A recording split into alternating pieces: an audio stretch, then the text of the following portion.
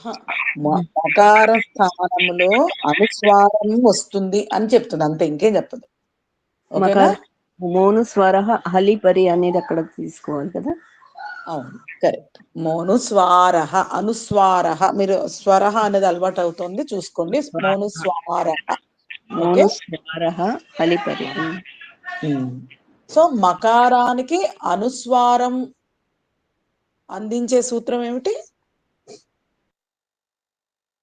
మకారానికి అనుస్వారాన్ని ఆదేశం చేసే సూత్రము మోను స్వార. అంతే. కరెక్ట్. సో మోనుస్వార ఏం చేస్తుంది? మకారానికి. ఎటువంటి మకారానికి? హలిపరి. ఎక్కడుండాలి? ఎక్కడుండాలి? ఆ మకారం ఎక్కడుండాలి? పదాంతే. పదాంతే. ఆ, పదాంతే. పదాంతస్య మకారస్య. సంస్కృతంలో చెప్పండి. పదాంత మకారస్య అని కూడా చెప్పచ్చు, లేదా పదాంతస్య మకారస్య అని విశేషాలు విడగొట్టచ్చు. పదాంత మకారస్య ఓకే అనుస్వారాదేశో భవతి, అనుస్వారः ఆదేశः భవతి. ఓకే హలిపరే. చెప్పండి సంస్కృతంలో ఎవరైనా ట్రై చేస్తారా? పదాంత మకారమునకు అని చెప్పాలి. అప్పుడు పదాంత మకారస్య స్థానే అనుస్వార ఆదేశ భవతి. ఎప్పుడు నిమిత్తం ఏంటి? హలిపరి. అంతే. అంతే. ఈజీ అయిపోయింది. సంస్కృతంలో చెప్పేశారు మీరు. ఓకే భారతి గారు మీరు చెప్పండి సంస్కృతంలో. మోనుస్వారః దాని ఒక అర్థం చెప్పాలి. ట్రై చేస్తారా? పదాంత మకారస్య సంహితాయాం హలిపరే అనుస్వారాదేశः భవతి. అంతే. లక్ష్మి గారు మీరు ట్రై చేస్తారా మేడం? రాదండి. చెప్పండి, ఏం పర్వాలేదు. వాట్ ఈజ్ మీరు ఇంగ్లీష్ లో కాన్వర్జెంటా, తెలుగులో కాన్వర్జెంటా, అసలు మోనుస్వరః ఏం చెప్తుందో అది చెప్పండి first. Whichever language you are comfortable. ఇంకొకసారి విన్నాక తర్వాత చెప్తాండి. నేను అంటే క్యాచ్ చేయలేకపోయాను. శ్రీదేవి మేడం మీరు చెప్పగలరా? పర్వాలేదు, మీరు పనిలో ఉన్నారు కదా, నో ప్రాబ్లం. సరే. సో ఇక్కడ ఏంటి? మోనుస్వారః మకారం యొక్క స్థానములో, ఇన్ ప్లేస్ ఆఫ్ మకారా. ఎటువంటి మకారా? ఓకే పదాంతములో ఉన్న మకారానికి. పదాంతములో ఉన్న మకారానికి అనుస్వారం ఆదేశం అగును అని చెప్తోంది. సో పదాంతస్య మకారస్య అనుస్వారః ఆదేశः భవతి. ఎప్పుడు? హలి పరే అని చెప్పేదే మోనుస్వారః సూత్రం. నెక్స్ట్ సూత్రం ఏంటి మనం చదువుకున్నది? దీనికి ఎక్స్టెన్షను పదాంత మకారం గురించి ఒక సూత్రంలో చెప్పారు. నెక్స్ట్ సూత్రంలో ఏం చెప్పారు? నెక్స్ట్ సూత్రంలో అపదాంత నకారానికి అపదాంత మకారానికి కూడా.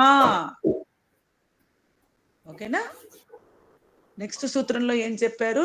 నెక్స్ట్ సూత్రం ఏం చెప్పుకున్నాం మనం? మోనుస్వారః తర్వాత సూత్రం ఏంటి లక్ష్మి మేడం? మనం చదువుకున్న సూత్రం ఇప్పుడు నోటికి రాలేదండి అది. నచ్చా. హెల్ప్ చేస్తాను. నశ్చా పదాంతస్య ఝలి అనండి. నశ్చా పదాంతస్య ఝలి. సో నశ్చా పదాస్య ఝలి. అందరూ ఒకసారి మళ్ళీ అనుకోండి. నశ్చా పదాంతస్య ఝలి. అంతే. సో అదేం చెప్తోంది? ఇందాక మోనుస్వారం ఏమో పదాంతంలో ఉన్న మకారానికి అనుస్వారం ఆదేశం అవుతోంది అనింది. ఈ సూత్రం ఏం చెప్తోంది? అపదాంతంలో ఉన్న మకారానికి అపదాంతంలో ఉన్న నకారానికి కూడా ఏమవుతుంది? మనకి అనుస్వారం ఆదేశం అవుతుంది. కానీ ఏమి పరంలో ఉండాలి? సూత్రంలో సప్తమి విభక్తిలో ఏముంది? నశ్చాపదాంతస్య ఝలిలో లక్ష్మి మేడం ఝలి అంటే జల్లు ఉండాలి. జల్లులు పరమైనప్పుడు ఝలి పరే, ఝల్వర్నే పరే. ఇంకొక వర్షన్ ఆఫ్ ఇట్ ఝల్వర్నే పరే అని కూడా చెప్పచ్చు మీరు, లేదా సింపుల్ గా ఝలి. సో అపదాంత మకారస్య అపదాంత నకారస్య చ అనుస్వారాదేశः భవతి. ఝల్ వర్ణే పరే అని చెప్పడమే. సూత్రాన్ని మనం రీకలెక్ట్ చేసుకుంటూ చెప్పడమే. ఓకే.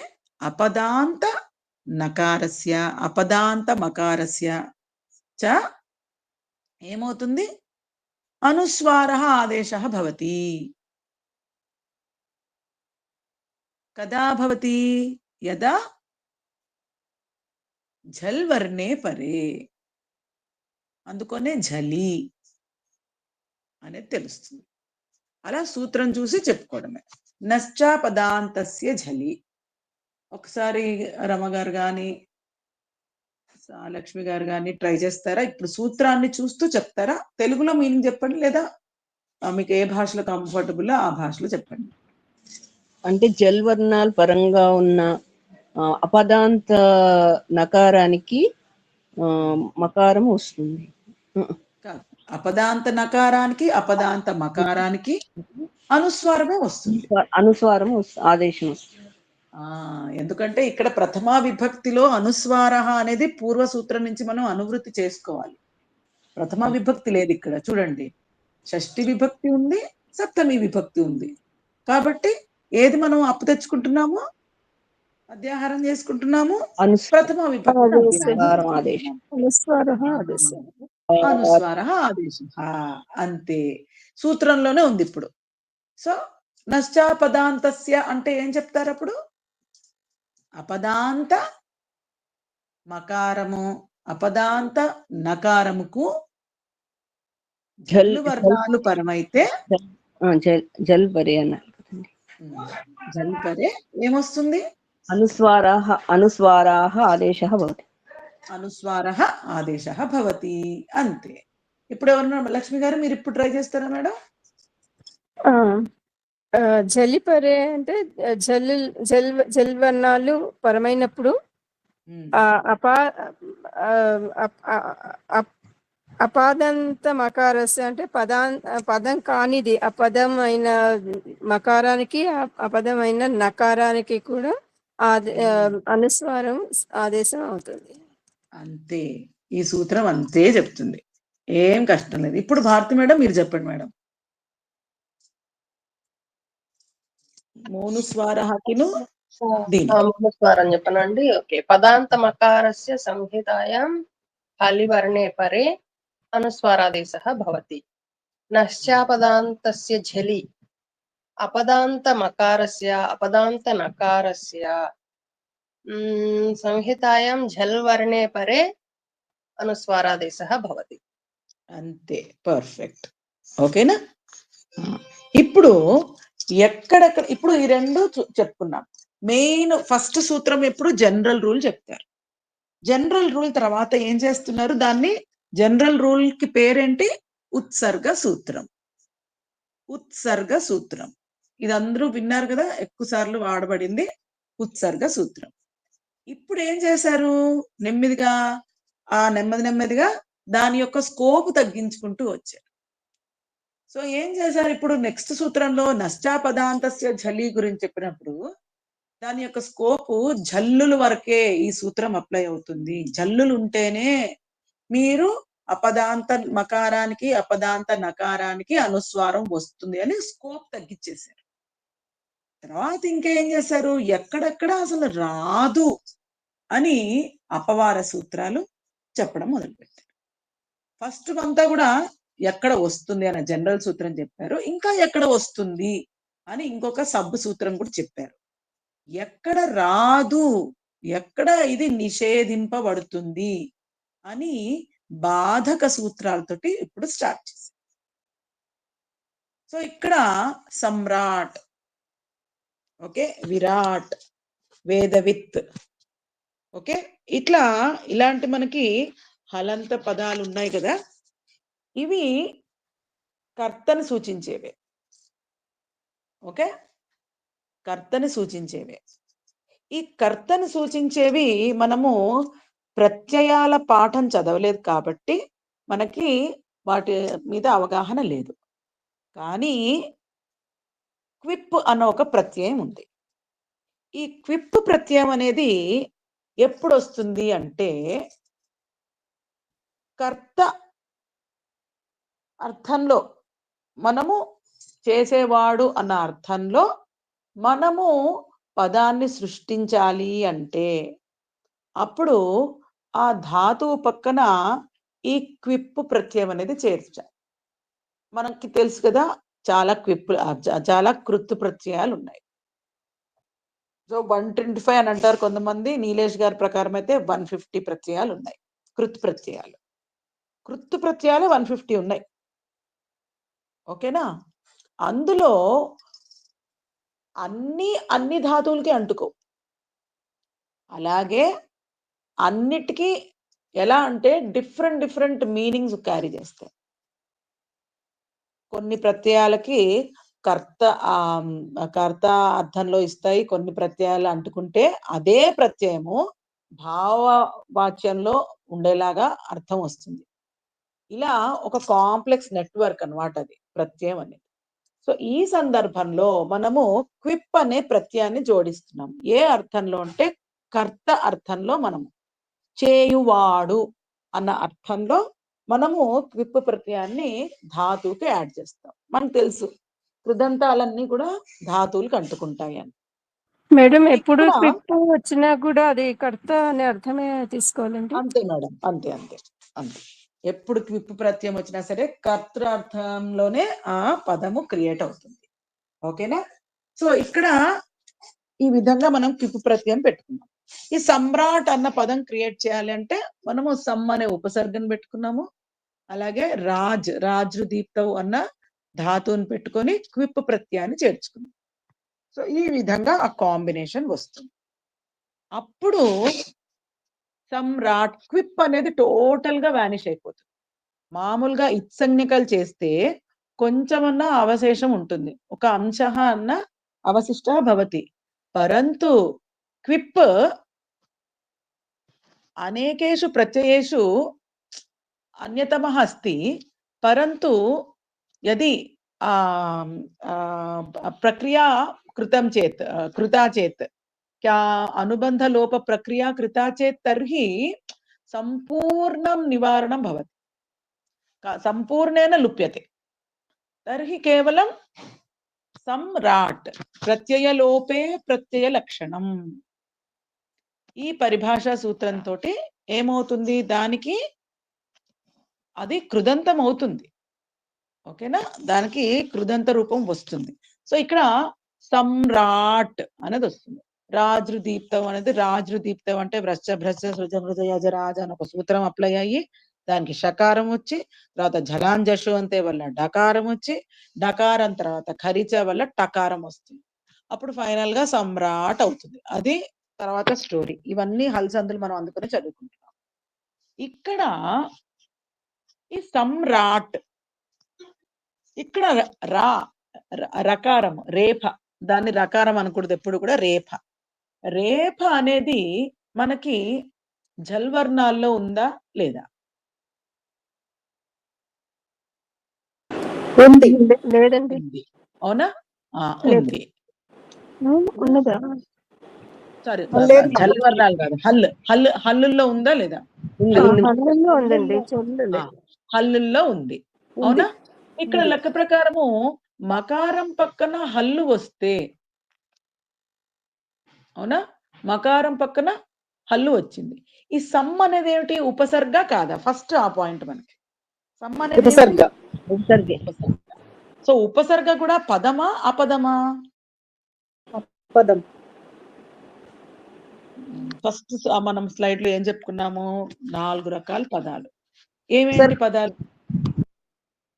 ఎవరు చెప్తారు? పదాలు 4 రకాలని చెప్పుకున్నాం మొన్న. స్వరాది నిపాతం అవ్యయం అనేది పదం అని చెప్పారు. ఉపపద అనేది ఒక పదం అని చెప్పారు. అవ్యయాలన్నీ పదాలని చెప్పారు. ఉపగతి అనేది ఒక పదం అని చెప్పారు. సో మనకి పదాలు మొత్తం అన్ని 4 రకాలు కదా. పదాలన్నీ కూడా మనకి 4 రకాలు అనుకోండి. సుప్తిగంధం పదం అనే కాదు, ఇక్కడ మనకి స్క్రీన్ మీద చూస్తే పదాలంటే సుబంతాలన్నీ పదాలే, తింగంతాలన్నీ పదాలే. ఇవి మనకు తెలుసు. మనకు తెలియని విషయం ఏం తెలుసుకున్నాం కొత్తగా? అవ్యయాలన్నీ కూడా పదాలే, ఉపసర్గలన్నీ కూడా పదాలే. నోట్ చేసుకోండి, మళ్ళీ బాక్స్లో నోట్ చేసుకోండి. పదాలు, ఎందుకంటే వాక్యంలో ప్రయోగించాలి అంటే అవి పద సంజ్ఞలు అవ్వాలి కదా. పాణిని గారు ఆల్రెడీ చెప్పారు, పదాలైతేనే వాక్యంలో ఉపయోగించడానికి అర్హత ఉంది. కాబట్టి ఆటోమేటిక్గా ఆ లాజిక్ ప్రకారం కూడా అవ్యయాలన్నీ కూడా పదాలే, ఉపసర్గలన్నీ కూడా పదాలే, ఉపపదాలన్నీ కూడా పదాలే, ఉపపదాలన్నీ కూడా పదాలే, ఉపసర్గలు కూడా పదాలే, అవ్యయాలన్నీ కూడా పదాలే. ఇది ఇంపార్టెంట్ పాయింట్.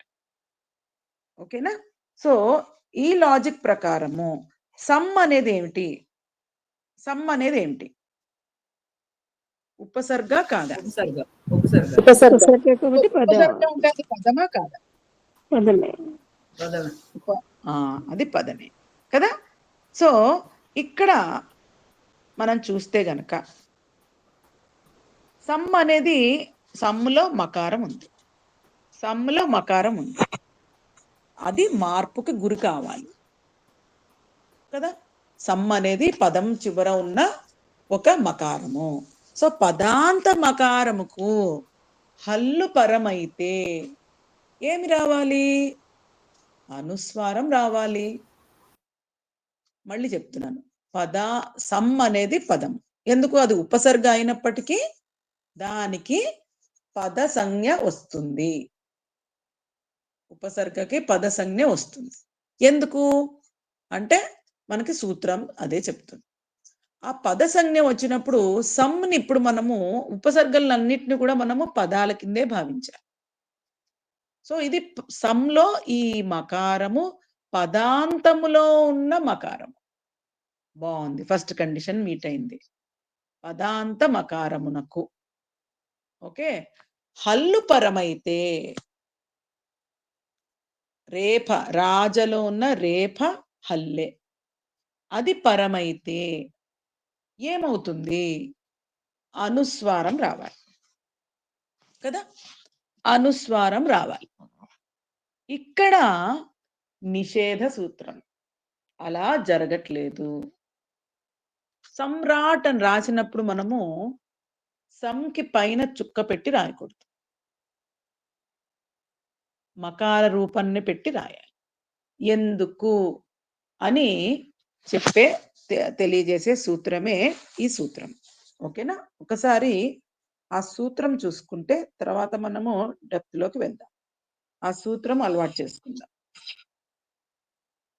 ఓకే, సో సమ్రాట్ ఎలా ఏర్పడింది మనకి? సమ్ అనే ఉపసర్గ, దానికి పక్కన రాజృదీప్తౌ అన్న ధాతువుకి మనము క్విప్ ప్రత్యయం పెట్టడం వల్ల వచ్చింది. దాని డెప్త్ లోకి తర్వాత వెళ్దాం. ఇక్కడ మరి సమ్ అనేది ఉపసర్గ, ఉపసర్గ కూడా పదమే, పద సంజ్ఞ వచ్చింది. ఆ పదం యొక్క చివర ఉన్న మకారానికి హల్లు పరమైతే మోనుస్వార ప్రకారము అనుస్వారం వచ్చి సకారం పైన బిందువు పెట్టి రాట్ అని రాయాలి. కానీ మనం రాసేటప్పుడు సమ్రాట్ అని మకారాన్ని పెట్టి రాస్తాం. ఎందుకు అంటే ఈ సూత్రం 8.3.25 డెప్త్ లోకి వెళ్దాము. కానీ మోరాజి సమహ క్వౌ అన్న సూత్రం, మోరాజి సమహ క్వౌ అన్న సూత్రం. ఇవి మీతోటే చెప్పిస్తాను, మీరు తర్వాత ఏ విభక్తి అనేది మీరే చెప్పండి. తర్వాత నెక్స్ట్ సిచ్యువేషన్ ఏం చెప్పారు? ఓకే, పదాంతంలో ఉన్న మకారానికి, ఇప్పుడంతా డిస్కషన్ అంతా ఎంతసేపు పదము అపదము దాని గురించే. ఇప్పుడు పదస్య అన్న దాని గురించే మనం మాట్లాడుతున్నాం. పదాంతంలో ఉన్న మకారానికి మకారము పరముగా గల హకారము పరమైతే, ఆ హకారం ఎలాంటిదై ఉండాలి? మకారము పరముగా ఉంటే ఇమ్మీడియట్ గా వ్యవధానేన వినా యది హకారస్య పరే మకారః అస్తి చేత్ తర్హి మకారः कीदृशः मकारः अस्ति? మపరే హకారః, మా పరముగా గల హకారము. ఇటువంటి సందర్భంలో కూడా మీకు వికల్పం వస్తుంది. ఇటువంటి సందర్భంలో కూడా ఏమవుతుంది, ఇక్కడ మీకు వికల్పంగా వస్తుంది. 2 రూపాలు వస్తాయి. అనుస్వారంతో కూడిన రూపం ఒకటి వస్తుంది, అలాగే మార్పు చెందకుండా కూడా ఒక రూపం వస్తుంది. సో పద అంతములో ఉన్న మకారము ఏ సందర్భంలో మారలేదు. ఫస్ట్ సందర్భంలో ఏమవుతోంది, క్విప్ ప్రత్యయం గురించి ప్రత్యేకంగా చెప్పబడింది. ఇంపార్టెంట్ పాయింట్ అది. ఓకే, బహు ముఖ్యः విషయः अस्ति తస్మిన్ సూత్రే యత్ క్విప్ ప్రత్యయే పరే ప్రత్యేకం ప్రత్యేకేన విధానేన తత్ర క్విప్ ప్రత్యయస్య విషయः ఉక్తः अस्ति. క్విప్ ప్రత్యయం గురించే ఎక్కువ వచ్చినప్పుడేనండి మకారానికి క్విప్ రకారం ప్రత్యయం పదం అయితే క్విప్ ప్రత్యయం వచ్చినప్పుడు దాన్ని డెప్త్ లో చదువుదాము. అందుకనే క్వౌ అని చెప్పారు అక్కడ.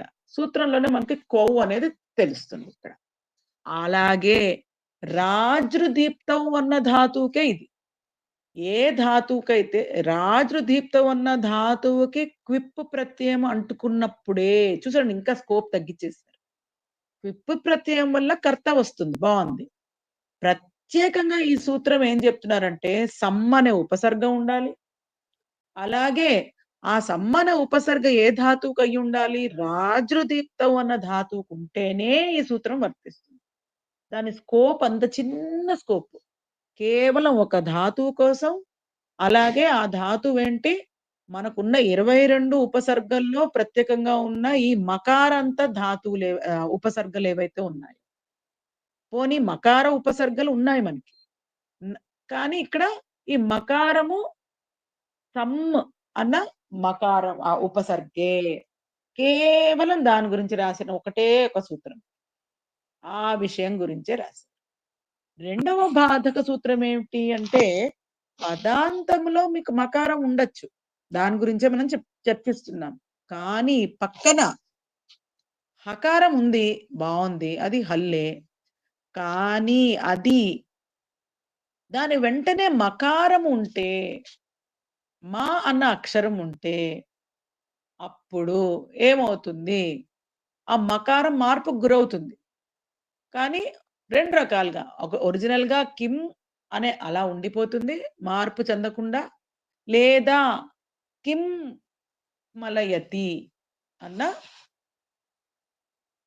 మార్పు జరుగుతుంది.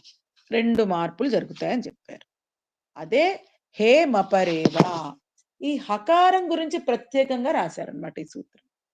ఆ హకారం ఎటువంటిది అయి ఉండాలి, మా పరముగా ఉన్నట్లయితే ఈ సూత్రానికి వల్ల 2 రూపాలు వస్తాయి.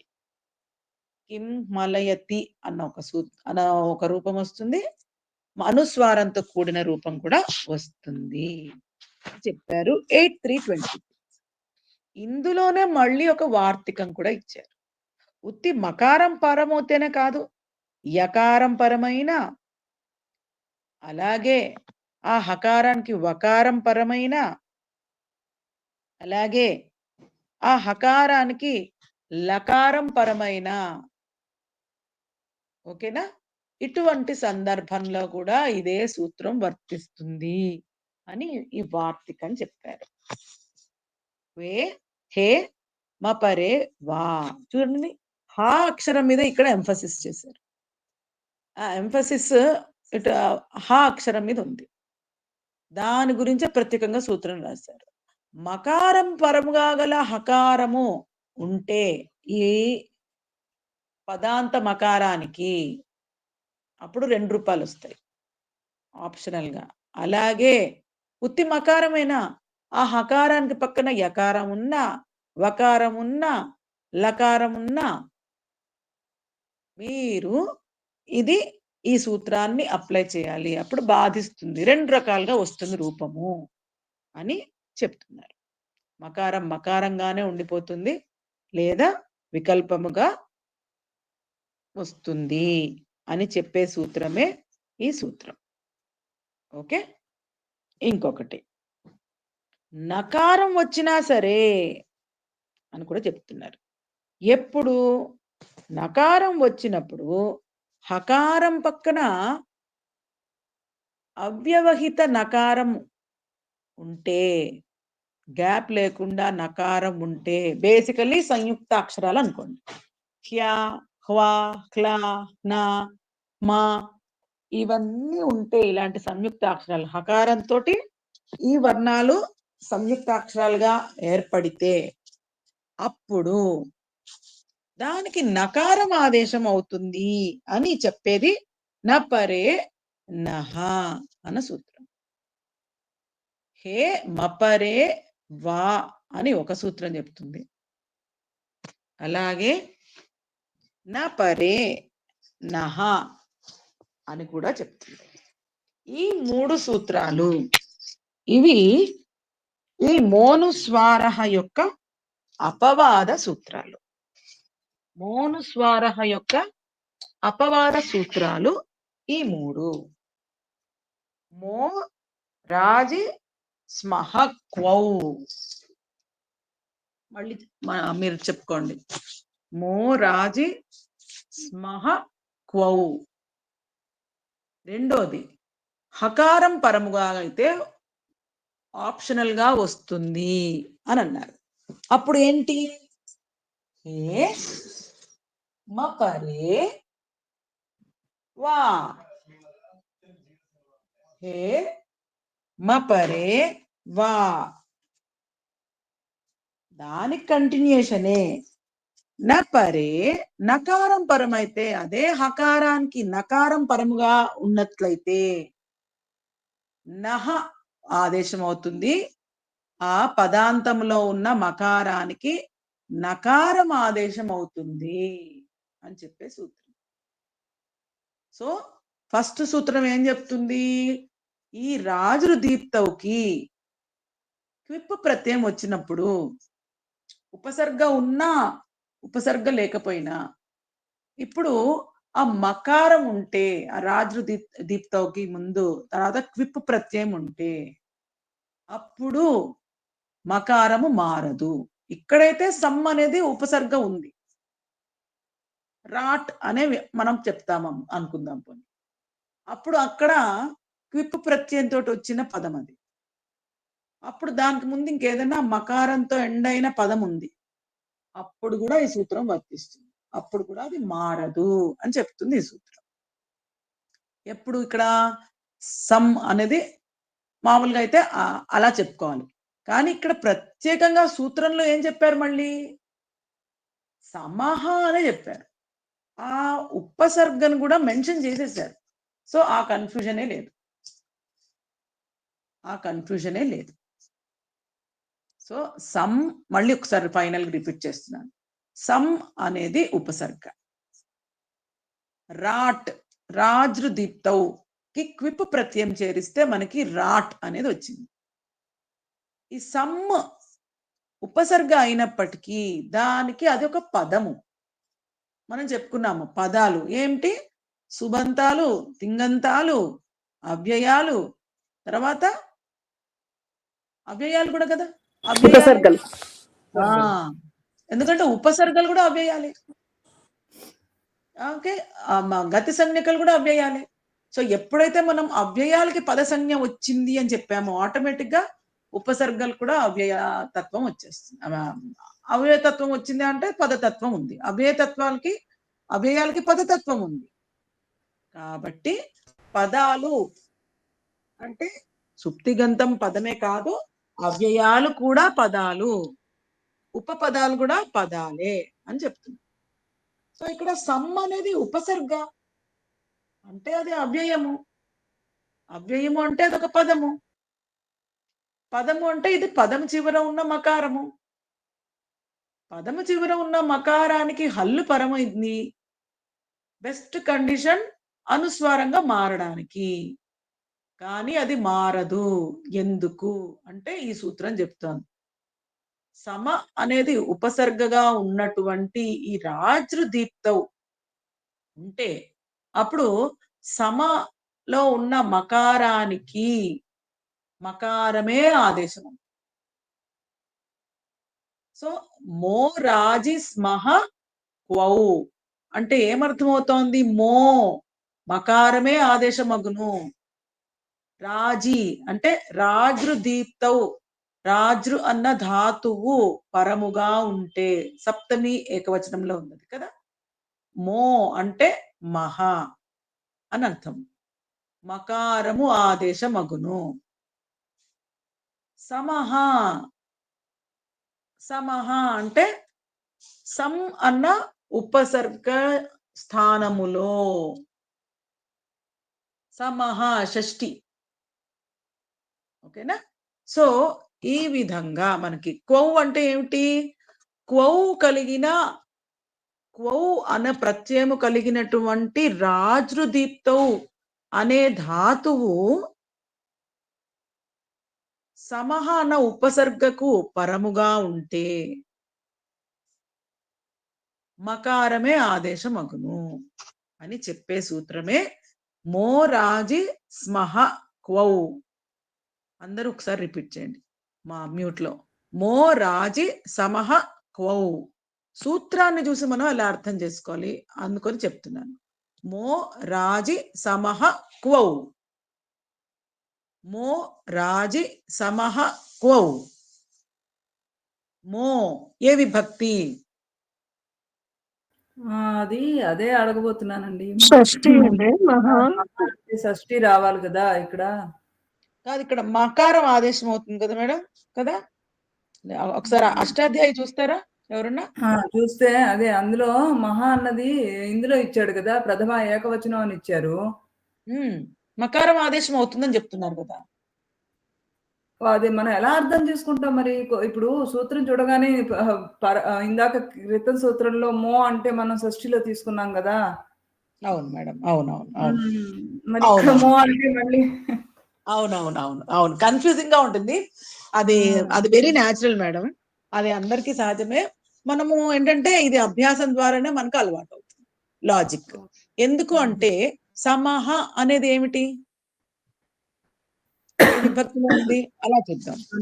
సమహ అనేది ఏ విభక్తిలో ఉంది? ఇది మనము నెగెట్ చేసుకుంటూ రావాలి. సమహ అనేది ఏ విభక్తిలో ఉంది? షష్ఠిలో ఉంది. షష్ఠిలో ఉంది. సో షష్ఠి మనకి దొరికిపోయింది, స్థాని అనేది దొరికిపోయింది ఇక్కడ. సో ఆటోమేటిక్ గా అలా ఉండే సిమిలర్ది అది ఏమవుతుంది? ప్రథమా విభక్తి. అంటే నిన్న మనకి 2 షష్ఠిలో కూడా వచ్చున్నాయి కదండి. ఇది విశేష సంబంధం లేదు చూడండి, లేదు అని చెప్పుకోవాలి ఇక్కడ. అందుకనే మనము దానికి ఎలా చెప్పుకుంటాము. చాలా ఆలోచించాలి. అలవాటు అయిపోతుంది మేడం, అలవాటు అయిపోతుంది. ఎందుకంటే అన్ని ఇదే ట్రెండ్ లో ఉంటాయి. పాణిని గారు రాసిన స్టైల్ అంతా కూడా ఇదే ట్రెండ్ లో ఉంటుంది. కాబట్టి మనము ఈజీగా మీరు 2 సార్లు చూడంగానే అర్థమైపోతుంది. మీరు ఇప్పుడు స్టార్ట్ చేసినప్పుడు సుఓజ సమౌట్ చష్టాభ్యాంబిస్ అన్నప్పుడు చాలా మంది మనము చెప్పలేకపోయాం. ఇప్పుడు ఆల్మోస్ట్ లైక్ 1 month అయిందా మనం ప్రైవేట్ గా మొదలుపెట్టి రమ గారు? అంటే శివరాత్రి ముందు రోజు బిగిన్ చేశారు అన్ని. అంతే కాబట్టి మార్చి 8, 7వ తారీఖు నుంచి బిగిన్ చేశారు. సో మనం స్లోగా వెళ్తూ అక్కడి నుంచి జర్నీ స్టార్ట్ అయ్యేసరికి ఇప్పుడు అష్టాధ్యాయి చదవడం వస్తోంది, ఇప్పుడు సూత్రాలు అర్థం చేసుకోవడం కూడా వస్తోంది. సో ప్రోగ్రెస్ అయితే కనబడుతుంది మేడం శ్రీదేవి గారు. కాబట్టి మనకి అలవాటు అయిపోతుంది. ఒక్కసారి మీకు మోనుస్వార అన్నప్పుడు నెక్స్ట్ టైం మీకు ఆటోమేటిక్ గా బల్బ్ వెలిగిపోతుంది. ఓకేనా? నేను ఆల్రెడీ ఒకసారి చదివాను కాబట్టి నేను చెప్పగలుగుతున్నాను. నేను చదవకపోయి ఉంటే నేను చెప్పలేకపోయేదాన్ని, నాకు ఆ డౌట్ వచ్చేది. ఓకేనా? ఇప్పుడు ఇది చూద్దాం. ఇక్కడ సమహ, సమ్ము గురించి మాట్లాడుతున్నారు ఇక్కడ. సమహ అంటే అది షష్ఠి ఏకవచనంలో ఉన్నట్టు. సో సమహ, సో సమ్ము యొక్క మకారమునకు అని అనుకోండి. సమ్ముకు, సమ్ము స్థానములో అని అనండి. సమహ షష్ఠి ఏకవచనము అంటే ఏమని తీసుకోవాలి? సంస్థానములో రాసుకోండి. సమహ అంటే 6-1 అంటే సంస్థానంలో. రాజి ఏ విభక్తి? రాజి ఏ విభక్తి? ప్రథమ సప్తమి సప్తమి ఏకవచనం. సప్తమి ఏకవచనం. సప్తమి ఏకవచనం. ఓకేనా? క్వౌ ఇది సప్తమి ఏకవచనం. సో విశేషణ విశేష్య. క్వౌ అంటే ఏమిటి? క్విప్ ప్రత్యయం చేరినటువంటి రాజ్ అన్న శబ్దము, రాజ్ అన్న ధాతువు అని చెప్తున్నారు ఇక్కడ. క్వౌ అనేది విశేషణము, రాజ్ రాజి అనేది విశేష్యము. సో ఎటువంటి రాజ్ శబ్దము పరమైతే రాజ్ అన్న ధాతువు అంటే క్వౌ అన్న ప్రత్యయముతో కూడినటువంటి రాజ్ శబ్దము అని అర్థం చేసుకోవాలి ఇక్కడ. పరముగా ఉంటే, సప్తమిలో ఉంది కాబట్టి పరముగా ఉంటే. సో మనకి నిమిత్తము దొరికిపోయింది, స్థాని కూడా దొరికిపోయింది. అప్పుడు ఆటోమేటిక్గా ఇంకేం మిగిలింది సూత్రంలో? మో మిగిలింది. అప్పుడు అది ప్రథమా విభక్తి అని భావిస్తాం. ఇది సూత్రం యొక్క ఇంటర్ప్రిటేషన్. మో రాజి స్మహ క్వౌ.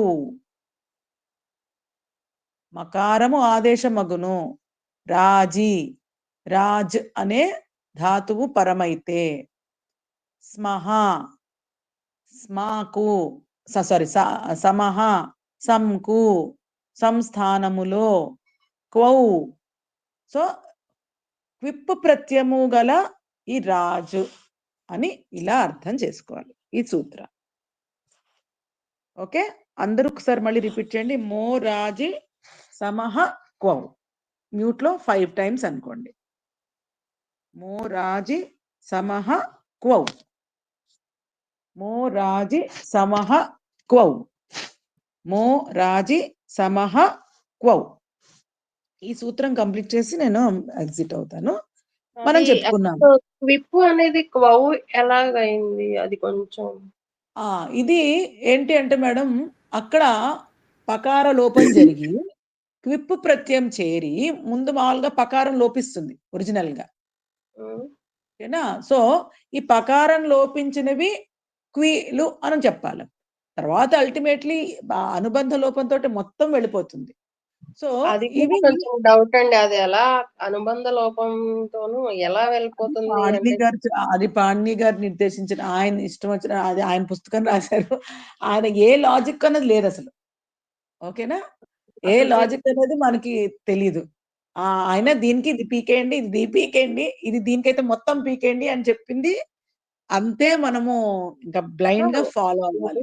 ఓకే, అది ఇది తీసేయండి అన్నారు. అంటే మనకి ఇత్తు సంజ్ఞ సూత్రాలు ఉన్నాయి కదా, వాటితోను ఎలా పోయింది? లేదంటే అసలు క్విప్ అనేది వస్తుంది తీసేసేయటమే అనేది దానికి ప్రత్యేకంగా రూలా? అంతే, కరెక్ట్. ఓకే అండి. మొత్తంకి దానికి అన్ని ఇత్సంజ్ఞకాలు అయిపోతాయి అని రూల్ అన్నమాట. ఎలా అయితే మనము ప్రత్యయాలకి ఇప్పుడు వచ్చి జాయిన్ అయ్యి మళ్ళీ వెళ్ళిపోతాయండి. యువర నాకో అన్న సూత్రం ఉంది. యువర నాకోలో ఏం చేశారు అసలు? యుకి నుల్ ప్రత్యయంకి తర్వాత మళ్ళీ దానికి మళ్ళీ లిట్ ప్రత్యయానికి ఏం చెప్పారు అక్కడ? డైరెక్ట్ గా అసలు మొత్తం వెళ్ళిపోయి దాని యొక్క స్థానంలో మీరు అన అకహ ఆదేశం అవుతాయి అని ఇలా సూత్రాలతో చెప్తారు. ఎస్, మీ ప్రశ్నకి వేరేది చేరింది. ఓకే, ఇది మొత్తం వెళ్ళిపోయింది, దీని స్థానంలో వేరేది వచ్చి చేరింది ఆదేశంగా. అది బానే ఉంది. ఇక్కడ ఇది మొత్తం వెళ్ళిపోతుంది, అసలు ఈ క్విప్ అనేదే వెళ్ళిపోతుంది ఎక్కడ చెప్పినా. అంతే అంతే. ఓకే, అది అన్ని సూత్రాలతో ఆయన ఎక్స్ప్లెయిన్ చేస్తారు కాబట్టి మనకు ఆ సందేహం ఉండదు. ఓకేనా? ఎందుకు వెళ్ళిపోయింది అన్న సందేహ నివృత్తి జరిగిపోతుంది. అలాగే ఎందుకు ఈ ధాతువులకే పెట్టాలి అన్న సందేహ నివృత్తి కూడా జరిగిపోతుంది. ప్రతి దానికి సూత్రంతో జస్టిఫై చేసేసారు. సో ఆ డౌట్ మనకి ఉండదు. సో ఇక్కడ ఏంటంటే మనం చెప్పుకున్నాము ఈ అర్థాల్లో మనకి ఈక్విప్ ప్రత్యయాన్ని పెడతాం మనం. ఏంటి అంటే గోధుక్, శత్రుజిత్, వేదవిత్ ఇలాంటి పదాల నిర్మాణంలో మనకి విధ సత్తాయాం, విధ జ్ఞానే, ఓకేనా? అలాగే జీ అభిభవే, ఓకే, దుహు ప్రాపణే, ఇలాంటి ధాతువులకి మనం పెట్టుకున్నప్పుడు క్విప్ ప్రత్యయం పెడితే వాటికి కర్త అర్థం వస్తుంది అని చెప్పే సూత్రం. ఆ క్విప్పు ప్రత్యయం కూడా ఏం చెప్పారు ఇక్కడ? ఒక సూత్రంతో చెప్పారు చూడండి. ఈ ధాతువులు ఉంటేనే మీరు క్విప్పు ప్రత్యయం పెట్టండి అని చెప్పారు పాణిని గారు. ఈ అర్థంలో వస్తాయి అని సూత్రంతోటి చెప్పేశారు ఆయన ఆల్రెడీ. సత్, సు, ద్విష్ ఇలా ఈ ఈ 10 ధాతువులు, 11 ధాతువులు ఉన్నాయి కదా! వాటికి మీరు పెట్టచ్చు అని చెప్పారు. అది ఆ ధాతువులు కూడా ఎలా ఉండొచ్చు అన్నారు? ఉపసర్గలు ఉండొచ్చు, లేదా ఉపసర్గలు లేకపోయినా మీరు క్విప్ పెట్టొచ్చు ఈ ధాతువులకి అని పాణిని గారే సూత్రంతోటి చెప్పేశారు. ఈ అర్థంలో ఈ క్విప్ పెడితే వీటికి మీకు కర్త అర్థంలో పదాలు వస్తాయి అని వివరంగా మనకి ఎక్స్‌ప్లనేషన్ ఉంటుంది అసలు. సో, ఈ సమ్ అనేది ఉపసర్గ. మనకు తెలుసు. పదతత్వం వచ్చేసింది దానికి. ఇప్పుడు దీనికి మనకి ఓకే. రాజృదీప్తౌ అన్న ధాతువుతోటి మనం పెట్టాం. ఇక్కడ రాజృదీప్తౌ అనేది పాణిని గారిచ్చిన ఈ సూత్రంలో రాజ్ అన్న ధాతువు ఉంది.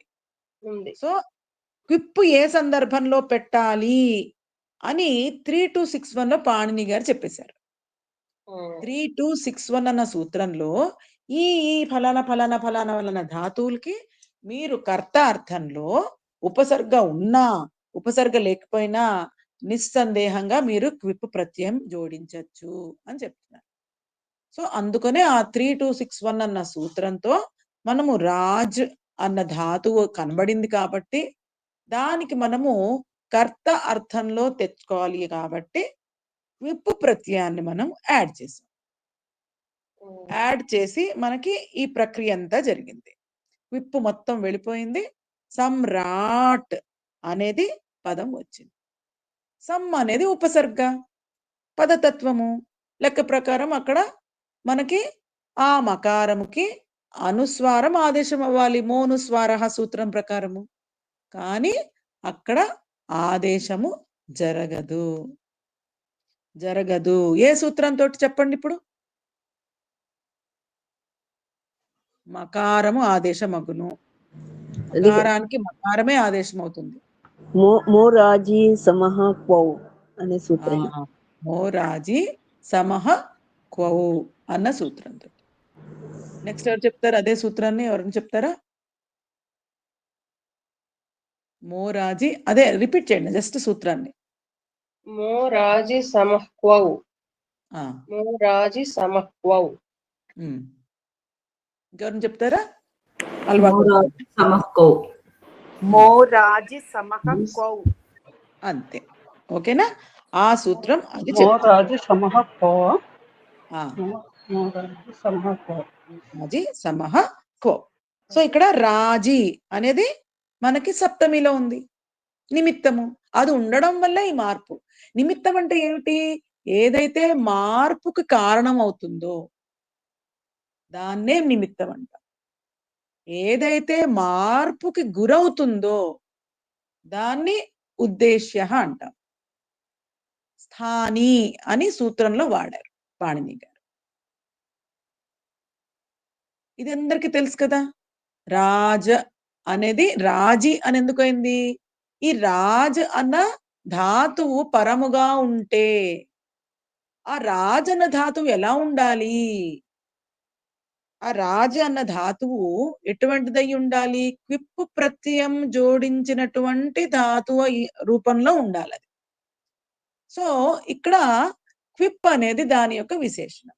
క్విప్ ప్రత్యయంతోటి కూడినటువంటి రాజ్ర ధాతువు పరముగా ఉంటే, దేనికి పరముగా ఉంటే? సమ్ అన్న ఉపసర్గకు పరముగా ఉంటే, క్విప్ ప్రత్యయంతోటి కూడినటువంటి రాజ్ అన్న ధాతువు సమ్ కి పరముగా ఉంటే, అప్పుడు ఆ సమ్ అన్న ఉపసర్గలో ఉన్నటువంటి మకారముకు మకారమే ఆదేశమగును. మకారమే ఆదేశమగును. అంటే మకారము మకారంగానే ఉండిపోతుంది అనట్లేదు. మకారానికి మకారం ఆదేశమగును. అనుస్వారాన్ని బాధించి అనుస్వారము అనుస్వారాదేశ సంధులు జరుగుతున్నాం. అనుస్వారం ఆదేశమయ్యే సంధుల గురించి జరుగుతున్నప్పుడు లెక్క ప్రకారము అనుస్వారం ఆదేశమగును అనే వస్తున్నాయి ఇప్పటి వరకు స్టోరీ. నశ్చపదాంతస్య ఝలిలో కూడా అదే చదివాము, మోనుస్వారహలో కూడా అదే చదివాము. ఇక్కడ ఏం చెప్తున్నారు? అనుస్వారముని ఆపేసి మకారమే ఆదేశమగును అని చెప్పే సూత్రమే మో రాజి సమహ క్వౌ. మోరాజి సమహ క్వౌ, మోరాజి సమః క్వౌ, మోరాజి సమః క్వౌ అన్న సూత్రం అది చెప్తా. సో సమ్రాట్ అని వచ్చినప్పుడు ఏ సూత్రం ప్రవర్తిస్తుంది చెప్తారా ఎవరన్నా? మోరాజు సమహక్వౌ. అంతే. భారతి గారు చెప్తారా? మోరాజి సమహ్వౌ, మోరాజి సమహ్వౌ. శ్రీదేవి మేడం. ఓకే. లక్ష్మి మకారానికి గారు. మకారమే ఆదేశం అవుతుంది అంటే విసర్గ సంధి సూత్రంలో కూడా ఒక చోట విసర్గకి విసర్గే ఆదేశం అవుతుంది అని చదువుకున్నాం కదండి. కరెక్ట్. అలాగనే ఇక్కడ ఓకేనా? కూడా మకారానికి అంతే.